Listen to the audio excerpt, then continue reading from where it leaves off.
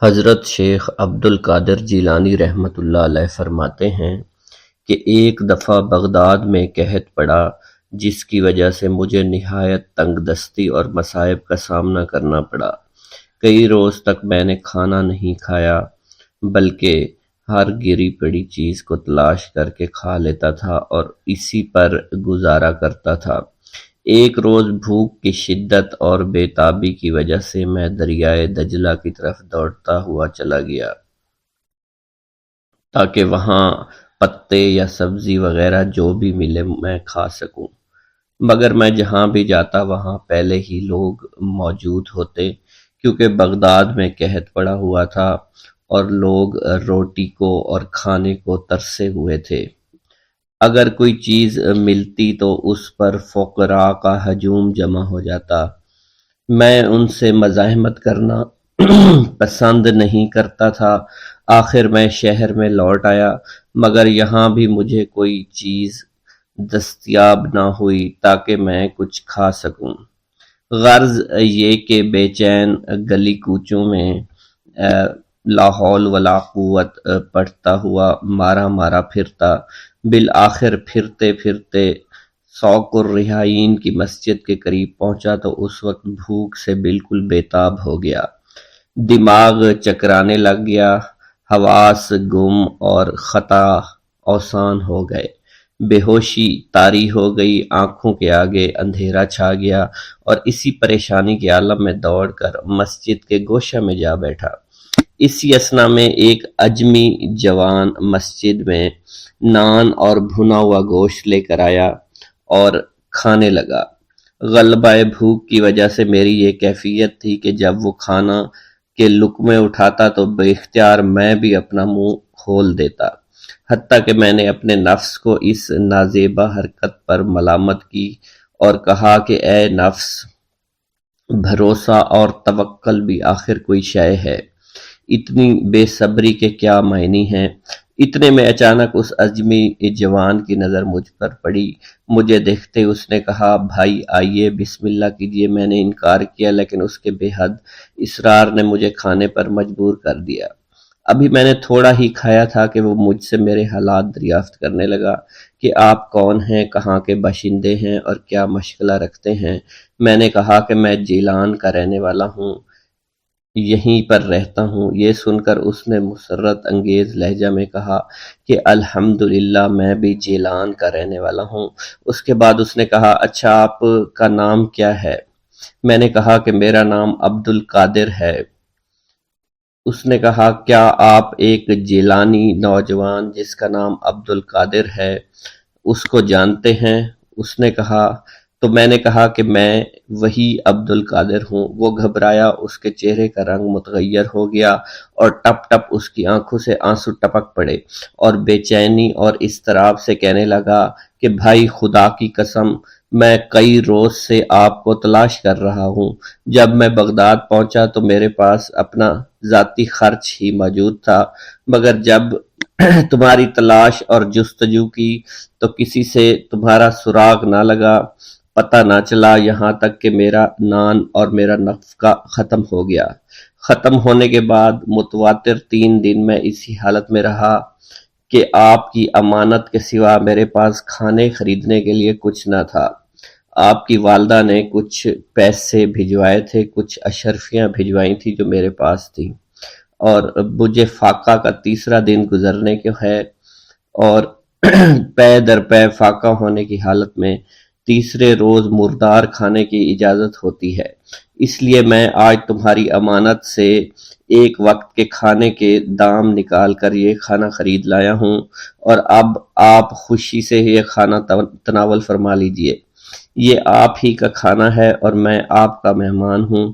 اگر پہلے بظاہر یہ میرا تھا، لیکن اب اس کے مالک آپ ہیں۔ میں نے حیرانی اور استعجاب سے پوچھا، کیا معاملہ؟ اس نے کہا کہ آپ کی والدہ نے آپ کے لیے میرے ہاتھ 8 دینار بھیجے تھے، جن سے بوجہ شدت فاقہ میں نے یہ کھانا خرید لیا ہے۔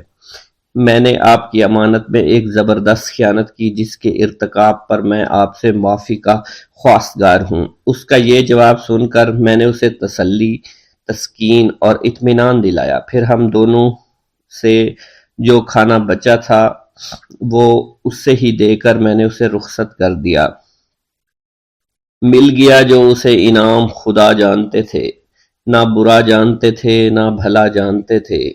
حاجتیں لے کے کسی در پہ گئے تو نہ کہو، نہ زمیں بوس کی عادت تھی نہ تسلیم کی خو۔ اسی طرح شیخ ابو محمد عبداللہ جبائی کا بیان ہے کہ مجھ سے حضرت شیخ عبد القادر جیلانی رحمۃ اللہ علیہ نے فرمایا کہ ایک دن میں ایک صحرا میں ایک جگہ بیٹھا فقہ کا سبق یاد کر رہا تھا اور افلاس و غربت فاقہ تنگ دستی کے ہاتھ سے نالا تھا کہ غیبی نے آواز دی کہ اے عبد القادر، جاقوت لاموت کے لیے قرض لے لے تاکہ تحصیل علوم میں تجھے دقت پیش نہ آئے۔ میں نے جواب میں کہا کہ میں کس منہ سے قرض لوں، میں تو ایک مفلس اور فاقہ کش آدمی ہوں، میرے پاس تو ایک جبہ تک نہیں، کس طرح ادا کروں گا؟ حاطف غیبی نے کہا مطمئن رہو، ادا کرنا ہمارے ذمہ ہو گیا۔ یہ سن کر میں ایک نان بھائی کے پاس آیا، اس نے کہا کہ مجھے اس شرط پر ہر روز بطور قرض 1.5 روٹی دے دیا کر کہ اگر مجھے کہیں سے کچھ دستیاب ہو گیا تو تجھے ادا کر دوں گا، اگر میں مر گیا تو مجھے معاف کر دینا۔ نان بھائی نے جب یہ الفاظ سنے تو بے اختیار رو پڑا، کہنے لگا کہ حضرت میں نے آپ کو اجازت دی، جو آپ کا جی چاہے مجھ سے لے جایا کریں۔ چنانچہ میں اس روز سے ہر روز 1.5 روٹی لے کر آیا کرتا تھا۔ جب مجھے روزانہ روٹی لا کر ایک مدت ہو گئی تو ایک دن مجھے یہ معاملہ بہت ناگوار گزرا کہ کھانے تو جاتا ہوں مگر ابھی تک کچھ ادا نہیں کر سکا۔ اتنا خیال آنا تھا کہ آواز آئی کہ اے عبد القادر، فلاں دکان پر جا اور جو کچھ وہاں نظر آئے اٹھا کر اس سبزی فروش کو دے دے۔ جب میں اس دکان پر آیا تو وہاں ایک پارا زر پڑا ہوا تھا، میں نے اٹھا کر سبزی فروش کو دے دیا۔ شیخ ابو محمد عبداللہ جبائی کا بیان ہے کہ مجھ سے شیخ عبد القادر جیلانی نے فرمایا کہ اہل بغداد کی ایک جماعت علم فقہ میں مشغول تھی۔ جب غلہ کے دن آتے لوگ ایک گاؤں میں اناج مانگنے چلے جاتے اور وہاں سے کچھ غلہ وصول کر لاتے۔ ایک دفعہ انہوں نے مجھ سے کہا کہ آؤ تم بھی ہمارے ساتھ چلو، چنانچہ میں اس وقت کم سن تھا اس لیے میں ان کے ہمراہ ہو لیا۔ اسی وقت ایک نہایت ہی متقی پرہیزگار اور بہت ہی نیک شخص تھا جسے شریف باقوبی کے نام سے پکارتے تھے۔ میں اس کی زیارت کے لیے گیا، اس نے مجھے اثنائے گفتگو میں کہا کہ طالبان حق کبھی کسی کے آگے ہاتھ نہیں پھیلاتے۔ پھر اس نے خصوصیت کے ساتھ مجھے سوال کرنے سے منع کیا۔ پھر اس کے بعد نہ میں کسی جگہ گیا اور نہ ہی میں نے کبھی کسی سے کوئی سوال کیا۔ شیخ عبداللہ کا بیان ہے کہ مجھ سے حضرت شیخ عبد القادر جیلانی رحمۃ اللہ علیہ نے فرمایا کہ مجھ پر بڑی بڑی ناقابل برداشت سختیاں گزرا کرتی تھی۔ اگر سختیاں پہاڑ پر گزرتی تو پہاڑ بھی پھٹ جاتا۔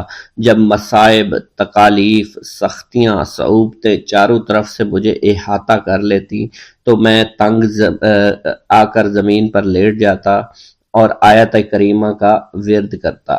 بے شک تنگی کے ساتھ آسانی ہے، بے شک تنگی کے ساتھ آسانی ہے۔ پھر میں زمین سے سر اٹھاتا تو میری سب کی سب تکالیف دور ہو جاتی۔ اسی طرح آپ نے یہ بھی فرمایا کہ جب میں طالب علمی کے زمانہ میں مشائخ و اساتذہ سے علم فقہ پڑھا کرتا تھا تو سبق پڑھ کر جنگل کی طرف نکل جایا کرتا تھا اور بغداد میں نہ رہتا تھا۔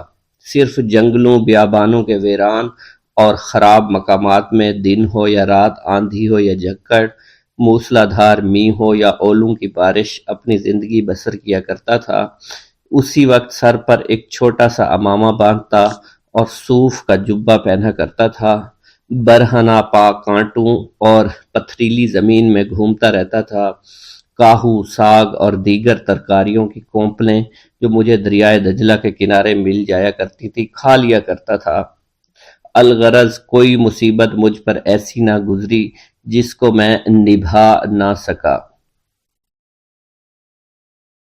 بسم اللہ الرحمن الرحیم۔ السلام علیکم۔ حضور سیدنا غوث اعظم فرماتے ہیں میں 10 برس کی عمر میں اپنے شہر کے مکتب میں حصول علم کے لیے جایا کرتا تھا۔ اس وقت میرے ساتھ ملائکہ بھی ہوتے تھے جو میرے آگے پیچھے میری حفاظت کی غرض سے چلتے تھے۔ جب میں مدرسہ پہنچتا تھا تو وہ بار بار منادی کرتے تھے، اللہ کے ولی کے لیے جگہ خالی کر دو۔ چنانچہ وہ میرے لیے جگہ خالی کر دیتے تھے۔ ایک مرتبہ میں نے ایک ایسے شخص کو دیکھا جس نے فرشتوں کی آواز سن کر کہا کہ یہ نہایت معزز گھرانے کا فرد ہے اور عن قریب اس کو وہ عظمت اور بزرگی حاصل ہوگی جس میں کوئی مزاحمت نہ ہوگی، اس کو ایسا قرب نصیب ہوگا کہ اس کو کوئی فریب نہ دے سکے گا۔ پھر 40 برس بعد میں نے اس شخص کو پہچانا، وہ شخص ابدالوں میں سے تھا۔ حضرت شیخ ابو سعود احمد بن ابی بکر سے مروی ہے، حضور سیدنا غوث اعظم نے فرمایا، میں 25 سال تک تنہا عراق کے بیابانوں میں پھرتا رہا۔ میں لوگوں کو نہ جانتا تھا، لوگ مجھے نہیں جانتے تھے۔ اسی دوران میرے پاس رجال الغیب اور جنات تشریف لائے جنہیں میں طریقت اور رسول اللہ کی تعلیم دیا کرتا تھا۔ ابتدا میں جب میں عراق میں داخل ہوا تو حضرت خضر میرے ہم سفر تھے اور میں انہیں اس وقت سے پہچانتا نہیں تھا۔ ان کے ساتھ میرا معاہدہ ہوا کہ میں ان کے کسی حکم کی خلاف ورزی نہیں کروں گا۔ ایک مرتبہ انہوں نے مجھے ایک جگہ بیٹھنے کا حکم دیا، میں اسی جگہ 3 سال بیٹھا رہا۔ سال میں ایک مرتبہ حضرت خضر میرے پاس تشریف لاتے اور فرماتے، یہی تیرا مقام ہے جہاں تجھے پہنچایا گیا ہے۔ اس عرصہ کے دوران تمام نفسانی خواہشات مجھ پر انسانی شکل میں وارد ہوئیں، لیکن اللہ نے مجھے ہر موقع پر استقامت عطا فرمائی اور مجھے ان خرافات سے بچائے رکھا۔ ابتدا میں میرا نفس مجاہدہ کا کوئی طریقہ اختیار کرتا تو میں اس پر قائم ہو جایا کرتا تھا اور کسی چیز کو قبول نہیں کرتا تھا۔ ایک طویل مدت تک اپنا گلا گھونٹتے ہوئے میں نے مدائن کے جنگلوں میں مجاہدات میں مشغول رہا۔ حضور سیدنا غوث اعظم فرماتے ہیں، میں نے اپنے نفس کو مختلف مجاہدوں اور ریاستوں اور مشقتوں میں ڈالے رکھا۔ 1 سال تک میں گری ہوئی چیزیں اٹھا کر کھاتا رہا، اسی دوسرے سال میں صرف پانی پر گزارا کرتا رہا اور تیسرے سال میں نے کچھ نہ کھایا اور نہ پیا نہ ہی سویا۔ ایک مرتبہ شدید سردی کی وجہ سے میں ایوان کسریٰ کے کھنڈرات میں سویا تو رات بھر میں 40 مرتبہ احتلام ہوا۔ میں نے ہر مرتبہ دریائے دجلہ پر جا کر غسل فرمایا، پھر نیند کے خوف سے محل کے اوپر ایک ویران جگہ پر چڑھ گیا اور وہاں 2 سال تک قیام کیا، حتیٰ کہ سردی کے سوا کوئی شے کھانے کو میسر نہیں تھی۔ حضور سیدنا غوث اعظم فرماتے ہیں، ہر سال ایک بزرگ آتے اور وہ مجھے اونی جبہ دے کر چلے جاتے۔ اسی طرح میں نے بے شمار طریقوں سے دنیا اور نفس سے چھٹکارا حاصل کرنے کی کوشش کی۔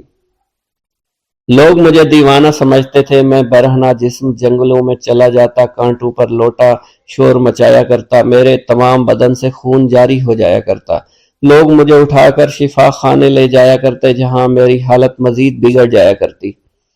ایک وقت ایسا آیا جب مجھ میں اور مردہ میں کوئی فرق نہ تھا۔ لوگ کفن لے آئے اور غسال کو بلوایا کہ وہ مجھے غسل دے۔ ابھی انہوں نے مجھے غسل دینے کے لیے ایک تختہ پر لٹایا، میری حالت درست ہو گئی، میں اٹھ کھڑا ہوا۔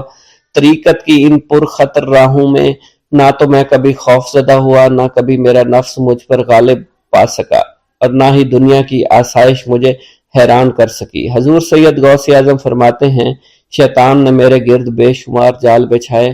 جب میں نے ان سے کہا یہ کیا ہے، اس نے کہا یہ دنیاوی آلائشیں ہیں اور میں ان جالوں میں سے تم لوگوں کا شکار کیا کرتا ہوں۔ میں نے 1 سال تک شیطان کا مقابلہ کیا، اس کے بچھائے ہوئے تمام جالوں کو ختم کیا۔ اس کے بعد میرے سینے کو کھول دیا گیا اور مجھ پر بے شمار خلائق ظاہر ہوئے۔ حضور سیدنا غوث اعظم فرماتے ہیں، میں نے دریافت کیا کہ یہ اللہ ایک کیسے ہے؟ جواب ملا، یہ خلق کے اسباب ہیں جو تم سے ملے ہوئے ہیں۔ میں سال بھر ان کی جانب متوجہ رہا یہاں تک کہ وہ مجھ سے جدا ہو گئے۔ جب مجھ پر باطن ظاہر ہوا تو میں اپنے قلب کو بہت سے علائق سے ملوث پایا۔ میں نے دریافت کیا یہ علائق کیا ہیں؟ جواب ملا، یہ تمہارے ارادے، تمہارے اختیارات ہیں۔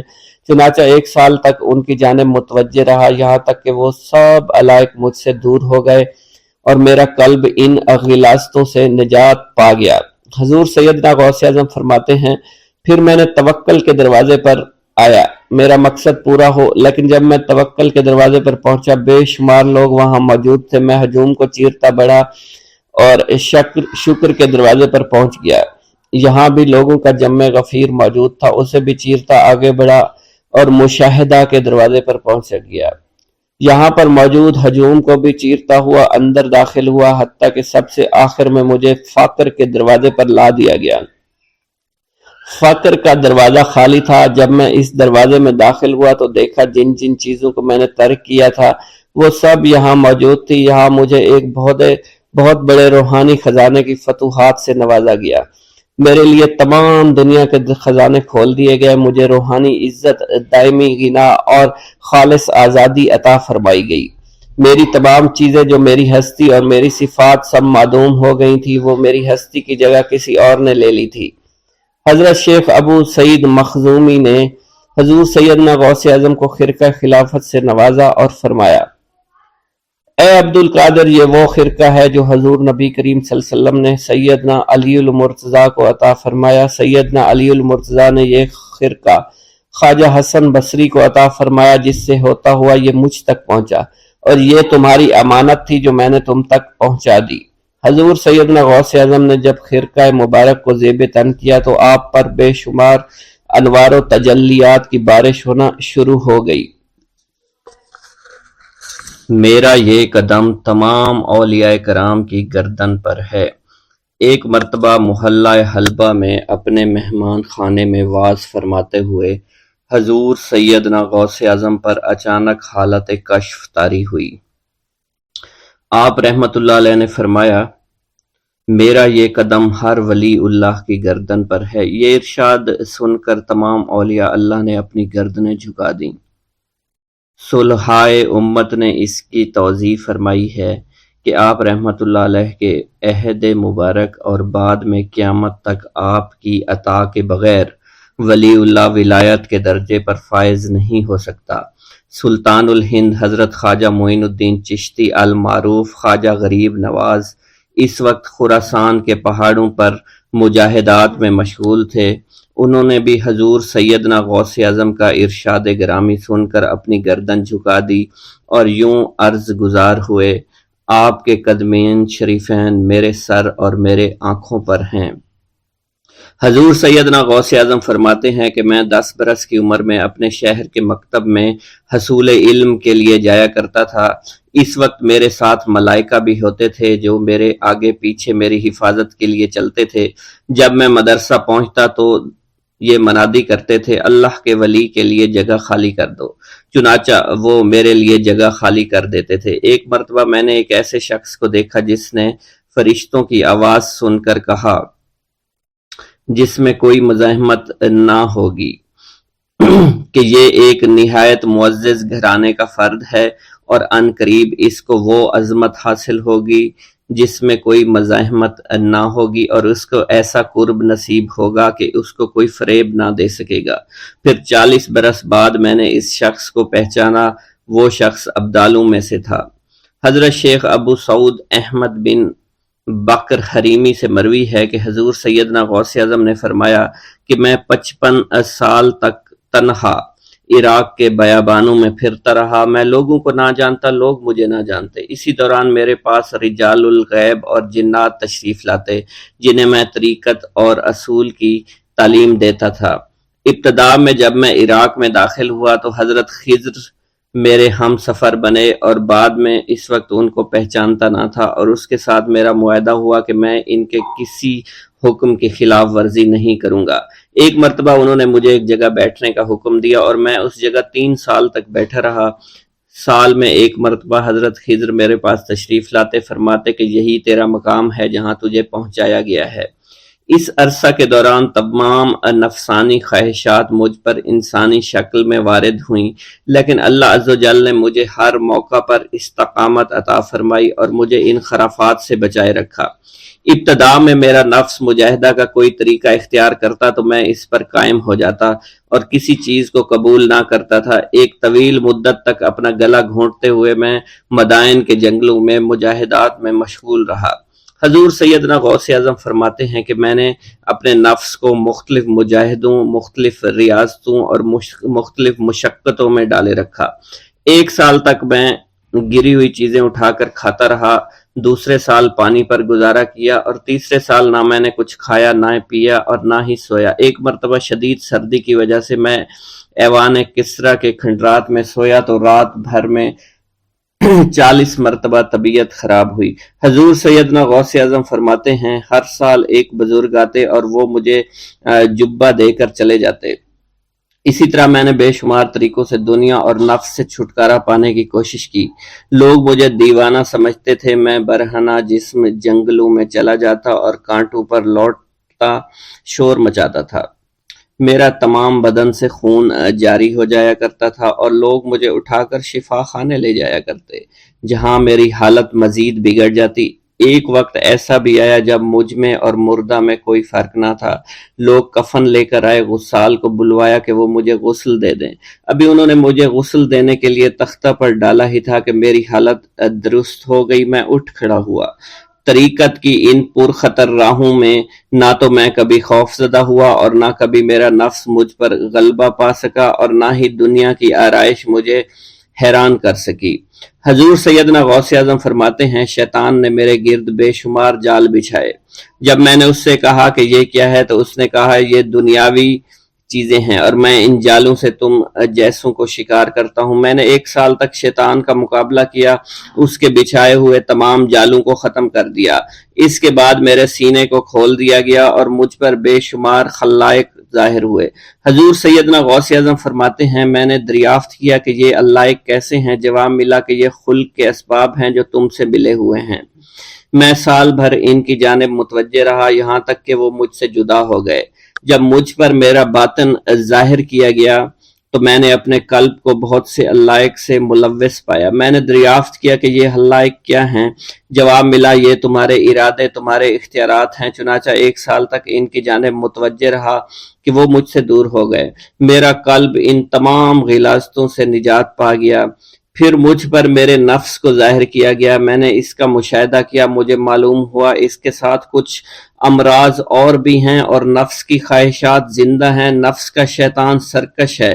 چنانچہ میں نے سال بھر پھر توجہ دلائی اور میرے نفس کے تمام امراض سرے سے ہی ختم ہو گئے اور اس کے شیطان نے کلمہ پڑھ لیا اور پھر میرے تمام امور اللہ کے لیے ہو گئے اور میں اپنی ہستی سے باہر نکل آیا۔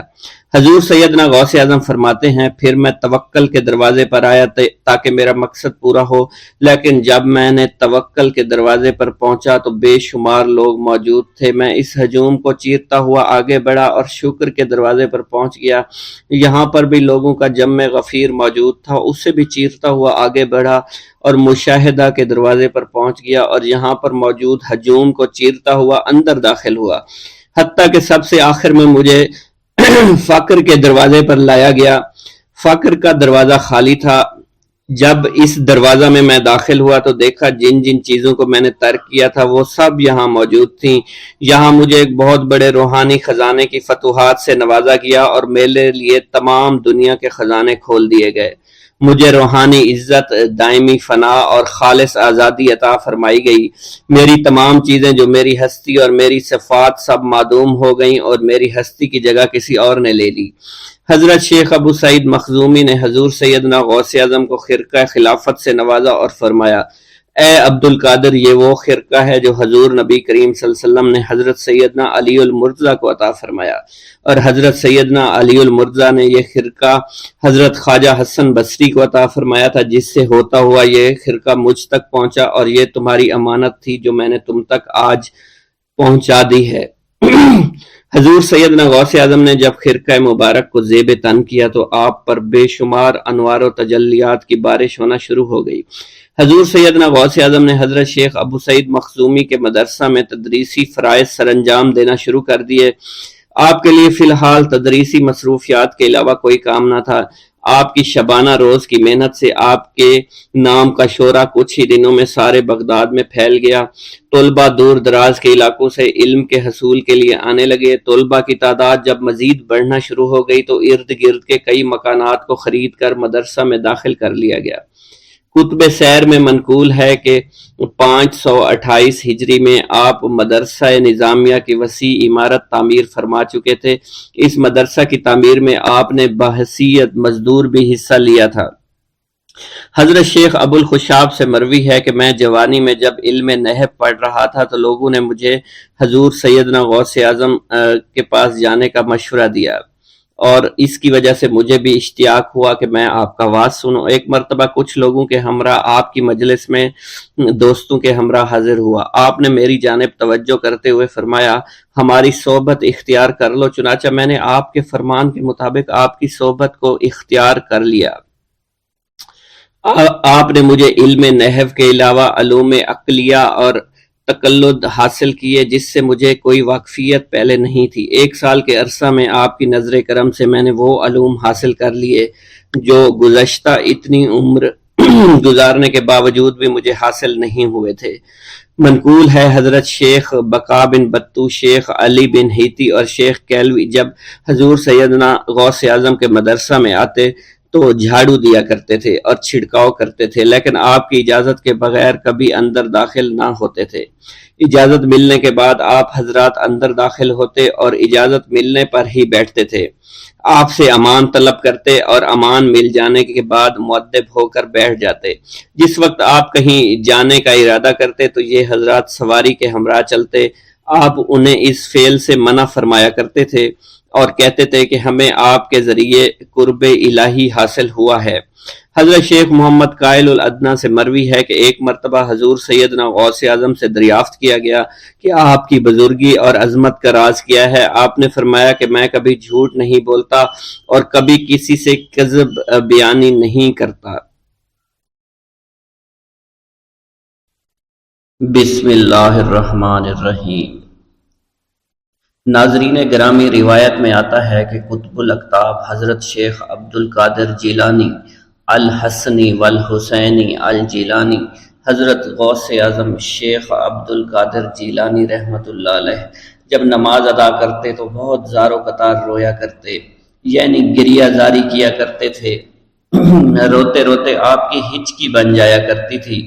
جب آپ رحمت اللہ علیہ مسجد میں اپنے مریدین اور شاگردوں کے ساتھ باجماعت نماز پڑھتے، اللہ پاک کی محبت اور عشق میں اتنے ڈوب کر عبادت کرتے کہ ان کے شاگرد آپ کی رقت آمیزی کو دیکھ کر، یعنی رونے کے انداز کو دیکھتے اور کہتے اگر اصل نماز دیکھنی ہے تو غوث پاک کی نماز کو دیکھا جائے۔ تو ایک بار کا ذکر ہے کہ آپ رحمت اللہ علیہ عراق کی مسجد میں سے باجماعت نماز پڑھ کر باہر نکلے۔ آپ کے مریدین بھی آپ کے ساتھ تھے۔ آپ نے دیکھا کہ اسی محلے میں کچھ بچے اخروٹ کے ساتھ کھیل رہے ہیں۔ آپ بچوں سے بہت پیار کیا کرتے تھے، گویا کہ خود بچپن میں کبھی بچوں کی طرح کھیل کود نہیں کر سکے، لیکن بچوں کو دیکھ کر آپ مسکراتے تھے۔ آپ آگے بڑھنے لگے اور مریدین کی بڑی جماعت بھی آپ کے ساتھ تھی۔ ابھی آپ زیادہ دور نہیں گئے تھے کہ ان بچوں نے ایک دوسرے کے کان میں کچھ بولنا شروع کر دیا اور اشارے میں باتیں کرنے لگے کہ کیا خیال ہے کہ جو بابا جی سب سے نمایاں ہیں، نورانی چمکتے ہوئے چہرے والے ہیں، سب سے آگے چل رہے ہیں، ان کو بولا جائے جو فرمائش ہمیں کرنی ہے ان سے کر دیں، کیا یہ ہمیں ڈانٹیں گے تو نہیں؟ تو کچھ سمجھدار بچے ہم زبان ہوئے اور کہا نہیں نہیں، یہ جو بابا ہے نا بہت اچھے ہیں، ان سے جو کچھ کہو گے انہوں نے وہ ہماری بات پوری کرنی ہے، ہم ان سے ایک میٹھی اور لذیذ چیز آج منگواتے ہیں۔ تو ان میں سے ایک بچہ جو سب سے بڑا تھا پاس آیا اور کہا بابا میری بات سنیں۔ آپ نے بہت پیار اور شفقت سے اس کے سر پر ہاتھ رکھا اور کہا بیٹا کہو۔ اس نے کہا کہ میرا دل کر رہا ہے کہ میں آپ سے کچھ مانگوں۔ آپ نے فرمایا کہ کہو بیٹا کیا چاہتے ہو؟ وہ کہنے لگا کہ مجھے آپ اس فلاں جلیبی والے سے جلیبی لا کر دے سکتے ہیں، میرا کھانے کا بہت دل کر رہا ہے۔ میں چلا جاتا لیکن بابا میری باری آنے والی ہے، جب تک میں جلیبی لے کر وہاں آؤں گا میری باری چلی جائے گی۔ آپ رحمت اللہ علیہ کے وہاں کے مشہور بزرگ بڑے سردار لوگ ہیں، آپ کے خادمین آپ کے نوکر بننے کے لیے جان کی بازی لگانے کو تیار رہتے ہیں۔ ادھر وہ بچے آپ کے رتبے کو بھی دیکھ رہے تھے اور یہ بھی دیکھ رہے تھے کہ آپ کون سی شخصیت ہے، لیکن پھر بھی اتنے سارے لوگوں کو چھوڑ کر آپ سے وہ بچہ کہتا ہے کہ بابا مجھے جلیبی لا کر دے دیں۔ بابا جی نے کہا کہ ٹھیک ہے میں لا کر دے دیتا ہوں۔ آپ کا ایک مرید آپ کے پاس آیا اور کہا حضرت آپ کیوں اس بات پر توجہ دے رہے ہیں؟ آپ اس بچے کی فرمائش پر جلیبی لا رہے ہیں۔ حضرت آپ پر میری جان قربان ہو، میں اس بچے کو جلیبی لا کر دے دیتا ہوں۔ آپ رحمت اللہ علیہ نے اسے اپنے ہاتھ کے اشارے سے منع فرمایا اور کہا اس نے مجھ سے کہا ہے نا تو میں ہی اس کی خواہش کو پورا کروں گا۔ پھر آپ رحمت اللہ علیہ اس جلیبی والے کے پاس تشریف لے گئے اور جلیبی والا کچھ دیر پہلے اداس بیٹھا ہوا تھا۔ آپ رحمت اللہ علیہ اس کی دکان میں تشریف لے گئے تو وہ خوشی خوشی سے جھومنے لگا۔ آپ رحمت اللہ علیہ نے اس جلیبی والے سے جلیبی لی، اس نے خوشی خوشی آپ رحمت اللہ علیہ کے ہاتھوں میں جلیبی تھما دی۔ وہ آدمی لگ بھگ 70 سال کا تھا، اس بڑھاپے میں بھی وہ کام کرنے پر مجبور تھا۔ اس کی آنکھوں میں آپ رحمت اللہ علیہ کو دیکھ کر آنکھوں سے آنسو آ گئے۔ اس نے روتے ہوئے کہا اللہ کا لاکھ لاکھ شکر ہے، اس نے میری دعا سن لی۔ آپ نے میری دکان میں قدم رکھے تو کئی دنوں سے آپ کے انتظار میں یہاں بیٹھا ہوا تھا۔ میں جانتا تھا کہ آپ ضرور میری دکان پر تشریف لائیں گے۔ آپ رحمت اللہ علیہ نے فرمایا تمہیں کیسے پتا تھا کہ میں تمہاری دکان پر آؤں گا؟ وہ کہنے لگا کہ حضرت عرصہ ہوا ہے، کئی مہینوں سے میرا کاروبار نہیں چل رہا تھا، میرا کاروبار دن بدن ٹھپ ہوتا جا رہا تھا، فاقوں تک کی نوبت آ گئی تھی۔ مجھے اپنی فکر نہیں تھی لیکن اپنے چھوٹے چھوٹے بچوں کی تھی۔ اس بڑھاپے میں اللہ تعالیٰ نے اولاد تو دی لیکن ان کو پالنے کا کوئی بندوبست نہیں ہو رہا تھا۔ میں نے اپنی اس پریشانی کا ذکر کسی سے کیا تو اس نے کہا کہ عراق کے ایک شہر میں چلے جاؤ، وہاں پر کوئی ایک فقیر ہے، اس سے دعا کراؤ، وہ جس کے لیے دعا کرتے ہیں اس کا کام بن جاتا ہے۔ میں اتنا پریشان تھا کہ اس آدمی کے کہنے پر اس فقیر سے ملنے چلا گیا۔ اس کی تلاش کر کے میں نے اس سے کہا تم میرے لیے دعا کرو تاکہ میرے کاروبار میں ترقی ہو جائے اور میرے رزق میں برکت ہو جائے اور تنگ دستی دور ہو جائے تاکہ میں بیوی بچوں کا پیٹ پال سکوں۔ فقیر مجھے دیکھ کر کہنے لگا کہ تم پیرانے پیر غوث اعظم دستگیر رحمت اللہ علیہ کو نہیں جانتے؟ میں نے کہا میں نہیں جانتا۔ وہ کہنے لگا حیرت ہے کہ تمہیں یہ پتہ نہیں کہ تم ان کو جانتے ہی نہیں کہ ولیوں کے سردار ہیں۔ میں تو بہت چھوٹا سا فقیر ہوں، میری دعاؤں میں اتنا اثر نہیں کہ وہ غوث اعظم رحمت اللہ علیہ ہیں، جس کے لیے بھی دعا کریں اس کا بیڑا پار ہو جایا کرتا ہے۔ اور جب اس دور میں غوث پاک رحمت اللہ علیہ خود موجود ہے تو پھر ہمارا کیا مقام ہوگا ان کی دعا کے آگے؟ ہماری دعا کچھ بھی نہیں ہے۔ میں نے کہا اگر یہ بات ہے کہ آپ سے بڑا کوئی بزرگ ہے تو مجھے بتائیے کہ غوث پاک رحمت اللہ علیہ مجھے کہاں ملیں گے اور میں کہاں جاؤں ان سے ملنے کے لیے؟ وہ کہنے لگا کہ وہ جیلان میں ہیں، تم ادھر جاؤ، ہماری کیا جرت کہ آپ کے لیے دعا کریں۔ آپ رحمت اللہ علیہ جس کے لیے بھی دعا فرماتے ہیں اس کا بیڑا پار ہو جاتا ہے اور اس کو کہیں بول جانے کی ضرورت نہیں ہوتی۔ حضور جب اس فقیر نے مجھے یہ بات کہی تو فوراً جیلان شریف میں آ گیا اور یہاں پر میں نے آپ کی تلاش شروع کی۔ آج دیکھیے آپ خود بخود میری دکان پر تشریف لائے ہیں۔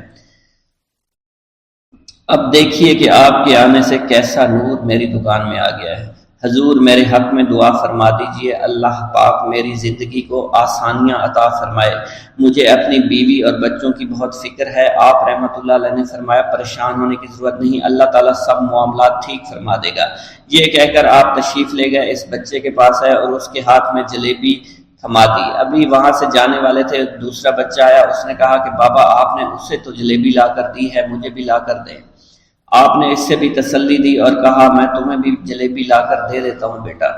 یہ دیکھ کر مریدین بہت غصہ ہونے لگے اور کہا کہ حضور ہم اس بچے کو جلیبی لا کر دے دیتے ہیں، آپ کیوں زحمت کرتے ہیں؟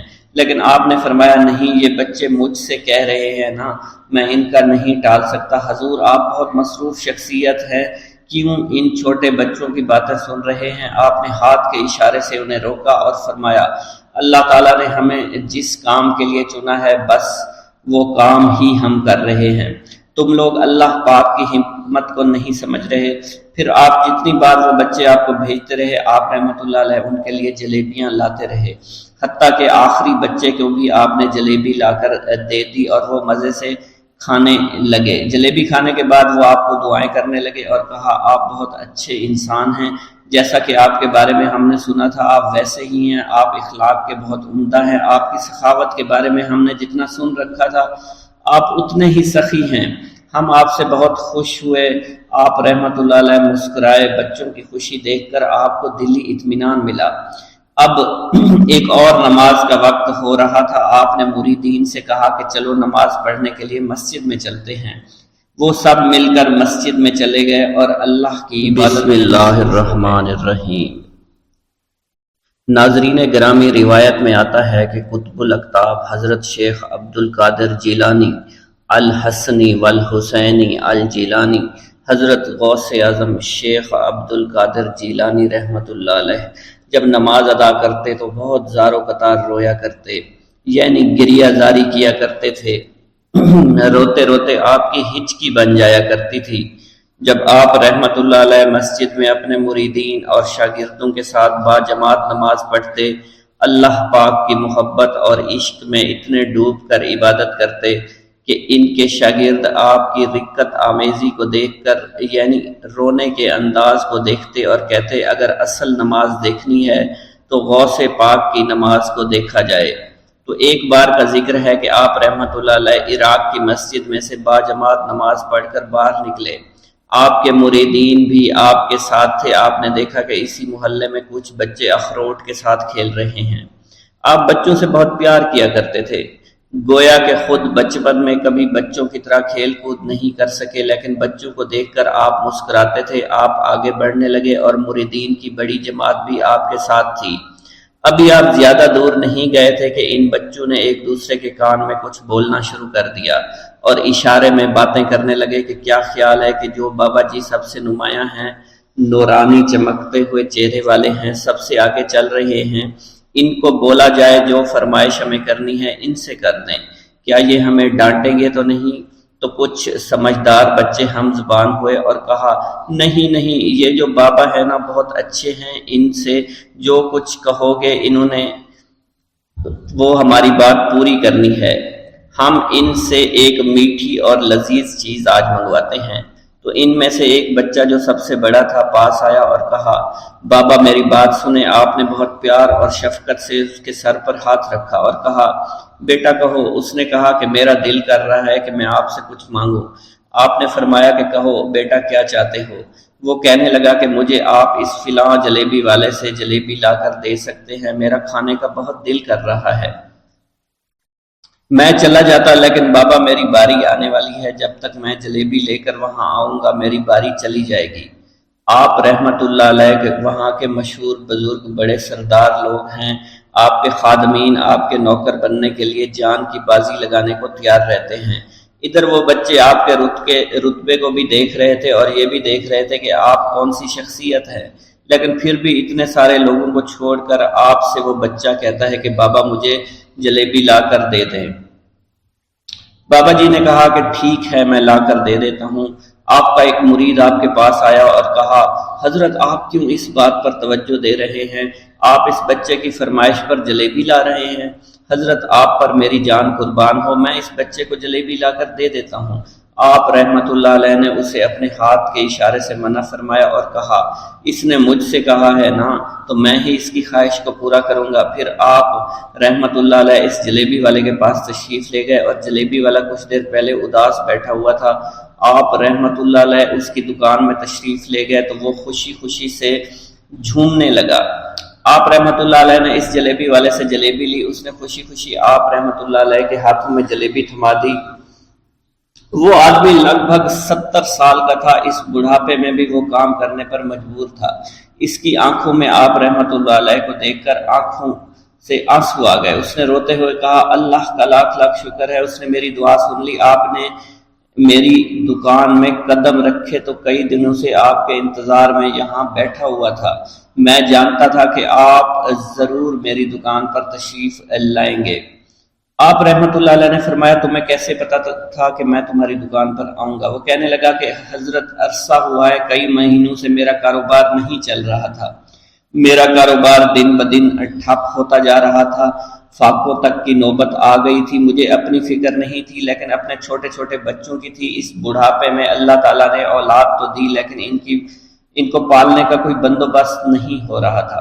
میں نے اپنی اس پریشانی کا ذکر کسی سے کیا تو اس نے کہا کہ عراق کے ایک شہر میں چلے جاؤ، وہاں پر کوئی ایک فقیر ہے، اس سے دعا کراؤ، وہ جس کے لیے دعا کرتے ہیں اس کا کام بن جاتا ہے۔ میں اتنا پریشان تھا کہ اس آدمی کے کہنے پر اس فقیر سے ملنے چلا گیا۔ اس کی تلاش کر کے میں نے اس سے کہا تم میرے لیے دعا کرو تاکہ میرے کاروبار میں ترقی ہو جائے اور میرے رزق میں برکت ہو جائے اور تنگ دستی دور ہو جائے تاکہ میں بیوی بچوں کا پیٹ پال سکوں۔ فقیر مجھے دیکھ کر کہنے لگا کہ تم پیران پیر غوث اعظم دستگیر رحمت اللہ علیہ کو نہیں جانتے؟ میں نے کہا میں نہیں جانتا۔ وہ کہنے لگا حیرت ہے کہ تمہیں یہ پتہ نہیں کہ تم ان کو جانتے ہی نہیں کہ ولیوں کے سردار ہیں۔ میں تو بہت چھوٹا سا فقیر ہوں، میری دعاؤں میں اتنا اثر نہیں کہ وہ غوث اعظم رحمت اللہ علیہ ہیں، جس کے لیے بھی دعا کریں اس کا بیڑا پار ہو جایا کرتا ہے، اور جب اس دور میں غوث پاک رحمت اللہ علیہ خود موجود ہے تو پھر ہمارا کیا مقام ہوگا ان کی دعا کے آگے؟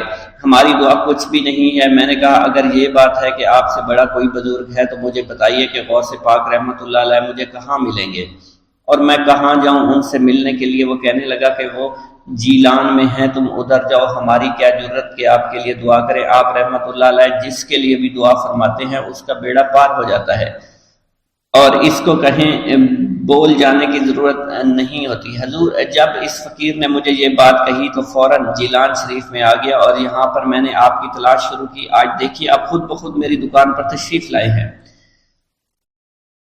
اب دیکھیے کہ آپ کے آنے سے کیسا نور میری دکان میں آ گیا ہے۔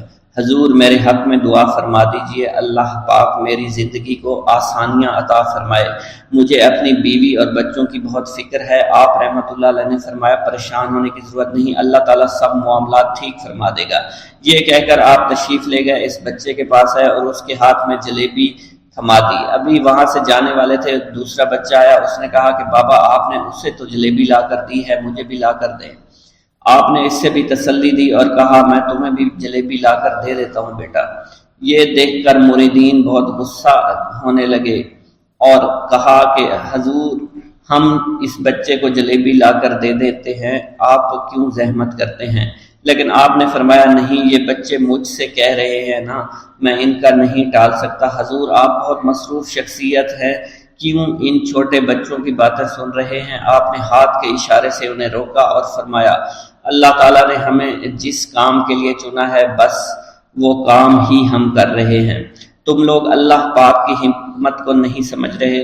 پھر آپ جتنی بار وہ بچے آپ کو بھیجتے رہے، آپ رحمت اللہ علیہ ان کے لیے جلیبیاں لاتے رہے، حتیٰ کہ آخری بچے کو بھی آپ نے جلیبی لا کر دے دی اور وہ مزے سے کھانے لگے۔ جلیبی کھانے کے بعد وہ آپ کو دعائیں کرنے لگے اور کہا آپ بہت اچھے انسان ہیں، جیسا کہ آپ کے بارے میں ہم نے سنا تھا آپ ویسے ہی ہیں، آپ اخلاق کے بہت عمدہ ہیں، آپ کی سخاوت کے بارے میں ہم نے جتنا سن رکھا تھا آپ اتنے ہی سخی ہیں، ہم آپ سے بہت خوش ہوئے۔